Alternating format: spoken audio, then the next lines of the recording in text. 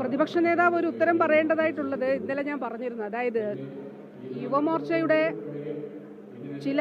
ചിലരല്ല 400ഓളം പേർ യൂത്ത് കോൺഗ്രസിന്റെ തെരഞ്ഞെടുപ്പിൽ വോട്ട് ചെയ്തു എന്ന് പറഞ്ഞു. അതായത് യുവമോർച്ചയുടെ ആളുകൾ 400ലധികം വോട്ടുകൾ യൂത്ത് കോൺഗ്രസിന്റെ തെരഞ്ഞെടുപ്പിൽ ചെയ്തതായിട്ട് പറഞ്ഞു. ഗൗരവതരമായിട്ടുള്ള കാര്യമല്ലേ? ഇപ്പോഴാണ് എന്തിനാണ് കോൺഗ്രസോ അല്ല, ഇന്നലെ എൻ്റെ ഓഫീസിൽ നേരെ മാർച്ചായിരുന്നല്ലോ യൂത്ത് കോൺഗ്രസിന്റെ, എന്തിനാണ് അവർ ഈ പ്രശ്നം ബഹളം ഉണ്ടാക്കുന്നതെന്ന് ഇപ്പോഴാണ് മനസ്സിലായി. കാരണം ഈ രഹസ്യമെല്ലാം പുറത്തു വരുമല്ലോ, വന്നില്ല ഇപ്പോൾ, ഞാൻ പറയട്ടെ. അപ്പോൾ ഈ രഹസ്യങ്ങൾ പുറത്തു വരുമല്ലോ, ഇവരുടെ തെളിവ് സഹിതമുണ്ട്. ഇതൊന്ന് മറുപടി പറയാമെങ്കിൽ അവർ തെളിവ് പുറത്തുവിടുമെന്നല്ലേ പറഞ്ഞത്. ഞാൻ അങ്ങനെയാണ് ഇന്നലെ ടെലിവിഷനിൽ കണ്ടത്. അപ്പോൾ ഇങ്ങനെയുള്ള സത്യങ്ങൾ പുറത്തു വരുമെന്നുള്ളതിൻ്റെ ഒരു അന്താളിപ്പിലാണ് ഈ ദിവസങ്ങളിൽ നമ്മൾ കണ്ടതൊക്കെ. എന്തുകൊണ്ടാണ് മാർച്ച് നടത്തിയെന്നൊക്കെ ഇപ്പോഴാണ് മനസ്സിലായത്. ഇന്നലെ വൈകുന്നേരത്തോടെയാണ് മനസ്സിലായത്. അതുകൊണ്ടാണ് അത് അതീവ ഗൗരവതരമാകുന്നത്.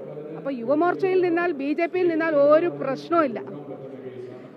അത് അവർ ആ രാഷ്ട്രീയ ഉപേക്ഷിച്ചതിന് ശേഷം ഇടതുപക്ഷത്തേക്ക് അവർ വന്നാൽ അവരെ ജില്ലാ സെക്രട്ടറി, അതോടൊപ്പം തന്നെ പാർട്ടി ഏരിയ കമ്മിറ്റിയുടെ പരിപാടിയായിരുന്നു അത്. അപ്പോൾ തീർച്ചയായിട്ടും അവരിപ്പുറത്ത് വന്നാൽ ഇവർക്ക് അന്താളിപ്പാവും. കാരണം രഹസ്യങ്ങളൊക്കെ പുറത്താവുമല്ലോ. ഈ ഒരു ബാന്ധവം എങ്ങനെയായിരുന്നു എന്നുള്ളതിൻ്റെ തെളിവ് പുറത്തു വരാൻ പോവുകയാണല്ലോ.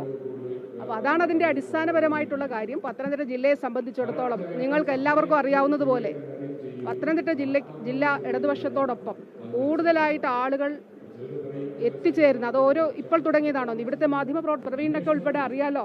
എല്ലാ ദിവസവും എത്രയോ കഴിഞ്ഞ സമീപ വർഷങ്ങളിൽ ധാരാളം ആളുകൾ, ഇപ്പോൾ കോൺഗ്രസിൽ നിന്ന് ആളുകൾ നമ്മുടെ അടുത്തേക്ക് എത്തുന്നില്ലേ? മുൻ DCC പ്രസിഡന്റുമാർ ഉൾപ്പെടെ എത്തിയില്ലേ? മുൻ നഗരസഭാ അധ്യക്ഷന്മാരുൾപ്പെടെ എത്തുന്നില്ലേ? തെരഞ്ഞെടുപ്പിന് മുന്നോടിയായി എത്തിയില്ലേ? അതോടൊപ്പം ഇത് ഇപ്പോഴല്ല, കുറേ നാളുകളായിട്ട് അങ്ങനെ ഒരു വലിയ രീതിയിൽ ഇടതുപക്ഷത്തേക്ക് ആളുകൾ എത്തുന്നുണ്ട്. CPIMലേക്ക് ആളുകൾ എത്തുന്നുണ്ട്. അത് ചെറിയ രീതിയിലല്ല, വലിയ രീതിയിൽ അന്താളിപ്പ് ചിലർക്കുണ്ടാക്കിയിട്ടുണ്ട് എന്നുള്ളതാണ് ഇതിൽ മനസ്സിലാവുന്നത്.